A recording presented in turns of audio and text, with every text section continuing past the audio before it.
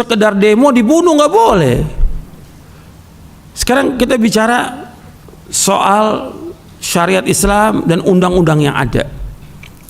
Dalam syariat Islam demo nggak dibolehkan. Dalam syariat Islam, dalam undang-undang yang ada dalam pemerintahan demokrasi di Indonesia, demokrasi, di dalam demokrasi dibolehkan orang demo. Ada aturannya, ada undang-undangnya, dibolehkan untuk demo. Bahkan penguasa mengatakan minta di demo, kalau nggak demo kan nggak tahu dia di mana kesalahannya. Dan itu ada videonya. Jadi penguasanya minta untuk di demo, karena apa? Dia nggak tahu kalau dia tidak demo di mana kesalahannya.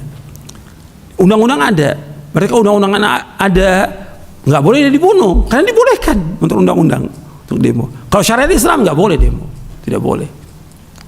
Apakah demo damai atau yang lain nggak boleh dalam Islam. Ini syariat Islam kita bicara. Sekarang ini undang-undang nggak boleh kan, ketika demo itu diizinkan. Sebelum demo ada izin atau tidak? Ada izin. Pemerintah mengizinkan. Kalau sudah diizinkan dibunuh, kan ini kezaliman. Kan mesti ada hukuman. Apakah orang itu kalau memang dia ngerusak, ya dikasih hukuman, ada pengadilan kan dia.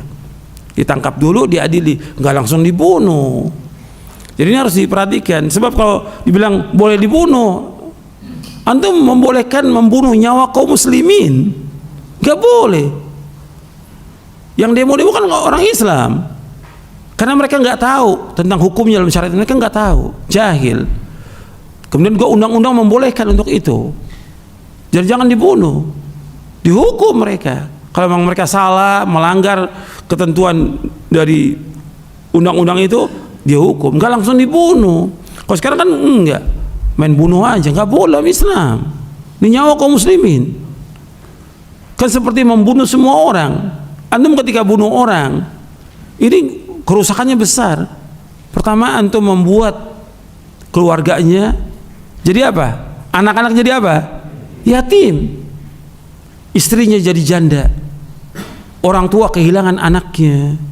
Saudara kehilangan saudaranya. Berapa orang tuh dikorbankan dengan sebab itu?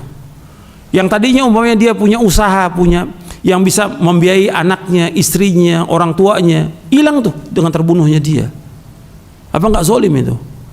Harus pikirkan seperti itu. Banyak lagi yang lainnya. Supaya juga orang berhati-hati, jangan gampang-gampang menumpahkan darah kaum muslimin. Hatta dia sebagai petugas, nggak boleh. Karena ada aturannya. Ini nyawa kaum muslimin yang harus dia perhatikan masalah ini. Dan juga kepada yang lain juga hati-hati. Demo dalam syariat Islam nggak dibenarkan. Dan itu ada penjelasannya para ulama tentang masalah itu. Nggak akan membawa juga kepada kemaslahatan. Semua demo membawa kepada kerusakan. Jadi itu harus diperhatikan. Nggak ada manfaatnya membuang waktu dengan sia-sia. Kalau seandainya mau menasihati penguasa, datangi sesuai dengan syariat, bukan dengan demo.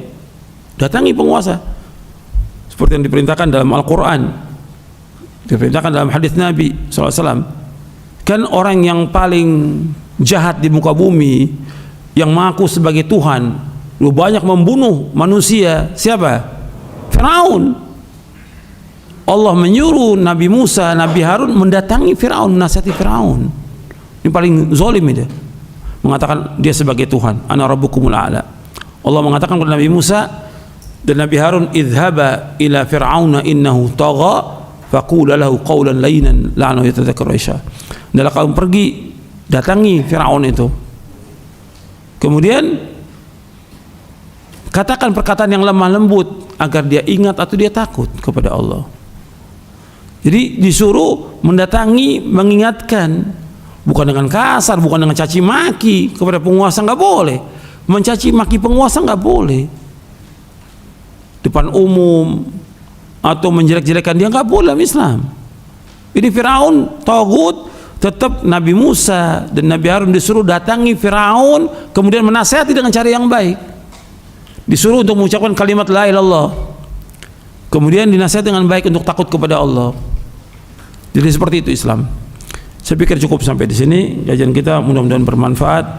Kurang lebihnya saya mohon maaf. Wassalamualaikum Muhammadin sallallahu alaihi wasallam. Subhanakallahumma bihamdik asyhadu an la ilaha illa anta astaghfiruka wa atubu ilaik. Assalamualaikum warahmatullahi wabarakatuh.